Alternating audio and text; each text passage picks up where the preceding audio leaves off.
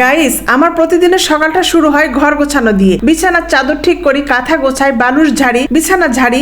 নওগাঁ থাকতে ভাবতাম কি রাজশাহীতে গেলে মা ছেলের সংসারে হয়তো তেমন কোনো কাজই থাকবে না, সারাদিন কি করব সেটাই ভাবতাম। কিন্তু এখানে এসে বুঝলাম সংসার যেখানে হোক না কেন আর যে কয়জনই লোকজন থাক না কেন, কাজ কিন্তু একই রকম থাকে, শুধু পরিবেশটা বদলায়। হ্যালো এভরিওয়ান, ওয়েলকাম টু সমাজ ব্লগ। সবাই তোমরা কেমন আছো? আলহামদুলিল্লাহ, আমি অনেক ভালো আছি। তো চলো গাইস, কাজ শুরু করে দেয়। আজকে একটু ভিন্নভাবে ঘর গোছাচ্ছি। আলনা সরিয়ে একবারে খাটের নিচ যত কোনাকানি আছে সবখান থেকে ভালো করে ঝাড়ু দিচ্ছি। সপ্তাহে একদিন আমি এভাবে ডিপ ক্লিন করি, কারণ ঘর যেমন পরিষ্কার রাখি তেমনি মনকেও পরিষ্কার রাখতে হয়। ছোট ছোট কাজে দেয় বড় আনন্দ। এবার দেখো সব ময়লা কেমন করে বুদ্ধি করে বেলচার মধ্যে পলিথিন দিয়ে তুলে ফেললাম। আমি কয়েকদিন ধরে দেখতেছি সবাই এভাবে ময়লা তুলতেছে, তো ভাবলাম যে আমি একটু ট্রাই করি। তাও দেখো একটু ময়লা ছিল, সেটা আবার হাত দিয়ে পরিষ্কার করে ফেললাম।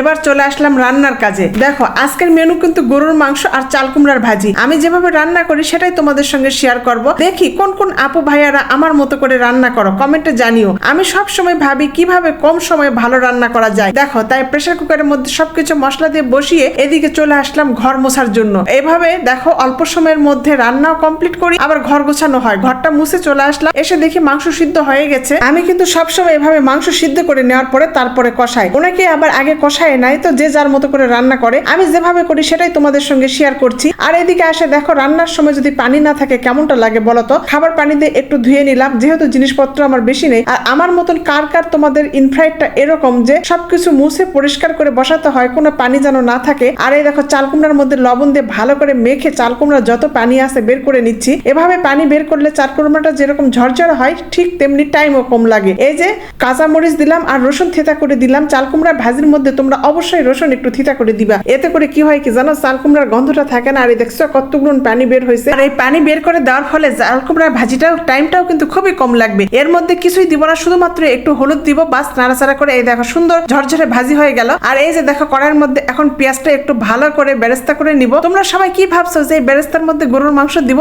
না, এই বেরেস্তা গুলো কোথায় দিব? দেখো চাল কুমড়া ভাজির মধ্যে। এখন একটু নাড়াচাড়া করে দিয়ে দিব। তোমরা একটু এভাবে রান্না করে একবার খেয়ে দেখো, যতবার খাবে ততবার এই আপুর কথা মনে পড়বে, এতই টেস্টি হয়। আবার বাগার দিয়ে দেখো গরুর মাংসটা দিয়ে নিলাম। এখন একটু নাড়াচাড়া করে এর মধ্যে একটু আলু দিব, কারণ ফাইম সোনা গরুর মাংসের মধ্যে আলু খেতে খুবই পছন্দ করে। আর এই যে দেখো গরুর মাংস ফাইনাল লুক এত সুন্দর হয়েছে। আর সকাল থেকে যে এত কাজ করলাম, তোমরা বলো কেমন ক্ষুধাটা লাগছে। আর সারাদিনে যেহেতু একবার ভাত খাই, তোমরা কেউ নজর দিও না, কেউ হাসাহাসিও করো না। আজকে একটু বেশি আমি খাবো। গরুর মাংস দেখলে এমনিতে ক্ষুধাটা বেড়ে যায়, তার উপর এত কাজ। এই যে দেখো চাল কুমড়ার ভাজি নিলাম, আস্ত একটা রসুন আর নিয়ে নিব কয়েকটা আলু, 3 পিস গরুর মাংস আর একটু ঝোল। এত মজা হয়েছিল আজকে। এই যে যখন ভয়েস দিচ্ছি মনে হচ্ছে যে আরেক প্লেট যদি খেতে পারতাম। ভিডিওটি কেমন লাগলো অবশ্যই কমেন্টে জানাও।